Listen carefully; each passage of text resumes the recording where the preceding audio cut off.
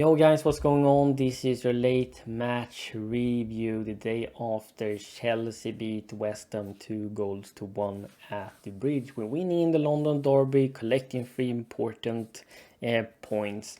But I'm gonna have to say the performance was not good enough. But of course, the most important thing is that we're winning in the end. And for me, it doesn't matter how we win, as long as we're getting those points. But we have still a long way to go. There's massive improvements that needs to be made, both for the player, both in terms of the players we have on the pitch and in the squad, and also in terms of Enzo Maresca. Also saw a familiar face back at the bridge, and that was none other than our former manager Graham Potter. It was absolutely hilarious when he told after the game that the boys gave everything. I was like, here we go again. He probably felt a bit traumatized when he was back under the lights at Stamford Bridge. I got a feel for the guy a little bit, because the time he was here for that 5-6 month spell, he had a shocking experience. I mean, we didn't help him whatsoever. We didn't help Pochettino. We barely helped Maresca at the moment in terms of signings and selling players that he doesn't need. And as long as you're a manager for Chelsea under the owners, you will be nerfed. You won't see the best abilities from the managers because they're not getting what they need. But back into the match review, and Potter was back looking for vengeance under his new job at West Ham, where he had installed new life. But I didn't felt that much threatful for West Ham. I mean, they have a couple of players out, especially in their attack. Weren't that dangerous going forward. The only time they were getting opportunities was when we were our own worst enemy, by making mistakes, making misplaced passes. And we did that in the first half. Colwill, sluggish, losing possession for the second time. First time he wasn't punished because the referee blew the whistle. But the second time, Colwill makes a misplaced pass, Bowen intercepts it, and he slots it in the left bottom corner past Jorgensen. So Colwill, still raw player, you can see the youthfulness from him yesterday. He still needs to bulk up, get more experience and make better decisions, which I hope will come the more he plays. Tossing could have catched Bowen, but he didn't run the whole way. He stopped when Bowen was about to take the shot, which you cannot do. That is completely unacceptable. That's also a problem when you're signing so many young guys, that you will see their youthfulness and rawness coming into play more often than not, compared to a more experienced player or a player in their prime. The first half, very poor, lethargic. We didn't move the ball quick enough. It was the same patterns.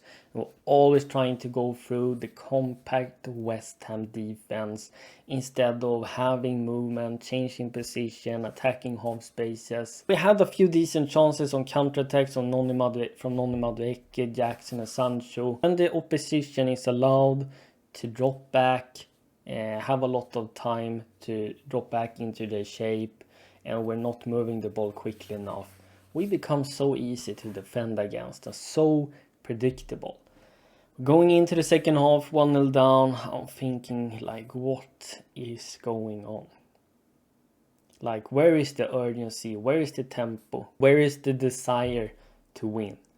Then we're going into the second half, and after 10-15 minutes, Maresca had enough from some of the guys out there, and he had made 4 early changes, which I absolutely love to see.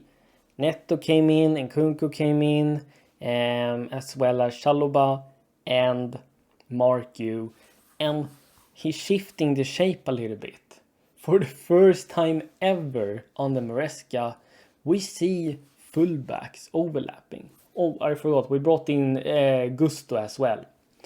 Chalobah was the 5th substitution, but that was later on in the game. But we're using attacking fullbacks, stretching the field, and it allows us to have Palmer and Nkunku getting more space in the half spaces. So West Ham suddenly started to panic a little bit. We were interchanging position with each other. We were passing the ball quicker.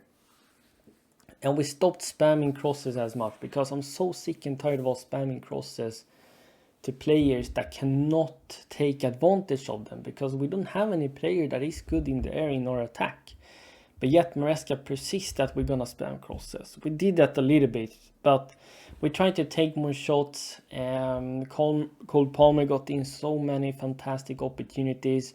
We were finding cutback passes, but it was a poor touch that let us down inside the box. It was those small details that didn't went our way, until Cole Palmer decided to have a shot that was steered in the it was steered in by one Bisaka, and it was also a lucky deflection that went in Neto's way that allowed him to score on a half empty goal.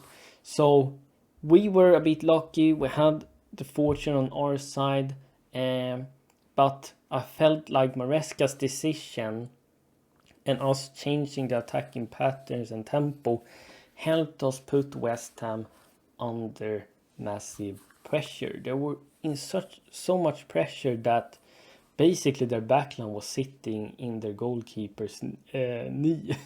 Didn't allow West Ham to get out of there, and we managed to complete the comeback. And I loved the desire from the players in the second half. Whatever Maresca told them in the second half at the break, I don't know, but it surely worked. I mentioned this before, we have to define our attacking patterns.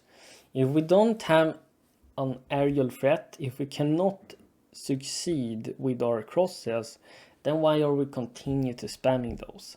There were some parts of the game I really liked where we find the wingers who then cut inside, have a shot, or find one of our players behind the backline that could make a cutback pass. I feel like those attacking patterns is benefiting our attackers more than compared to when we're spamming crosses inside the box without any address. What's also important with making early subs is that you're putting pressure on the team that if you're not performing, if you have an off day, we're gonna take you out and bring in some fresh legs. We're getting in some fresh legs, some fresh minds. We're getting other type of profiles out there on the pitch. And Nkunku finally, he was brought in as a left winger, but he was playing like an inside forward, and Mark Cucurella stay out wide. And that's the type of space Nkunku needs. He's not a pure number 9. It hasn't worked for him. Now Nkunku was a bit off, but it's understandable because he has barely played this season in Premier League. So I would give him some slack. Mark Yu come in, pressing fantastic, linking up with his teammates. Neto looked so lively on that right hand side, constantly taking on their left wing back in Emerson and the sub they brought in. You want to see players being utilized in the right way. Maresca has been so persistent with that it's his way or no way. And I'm gonna make subs when I want to. I'm gonna wait till late in the game, and then I'm making subs when it's only 5 minutes left. Then it's too late. Subs from the bench don't have the time to get into the game and make any impact. So it's very key sometimes that you make important subs to wake up the team and sending a message that it's not good enough. We need to do something here.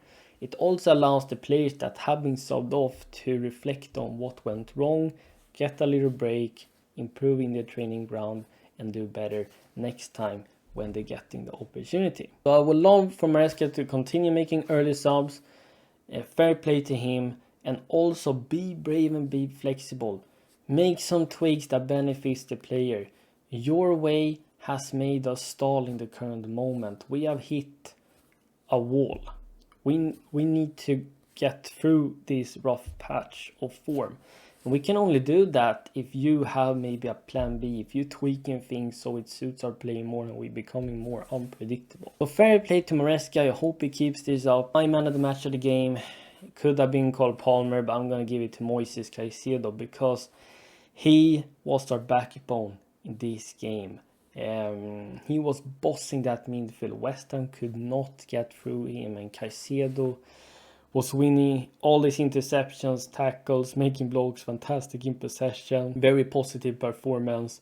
And Moises Caicedo is one of the most consistent performing players in this team. We can get away with getting a few lucky goals that bailed us out this game. We needed that. We can be fortunate in some games, but things need to improve because we're gonna face tougher oppositions and they're gonna come up with better defense, better attacking patterns, players that are taking advantage of the mistakes you're making. So we still have a long way to go, but I can definitely say that Maresca's early substitutions and early tweaking of the system helped us completing the comeback. That is it for my match review. Thank you so much for watching, and if you're brand new, make sure you like this video, subscribe to my page, and hit that notification bell so you never miss when the content drops. And CFCexplained is out. Bye.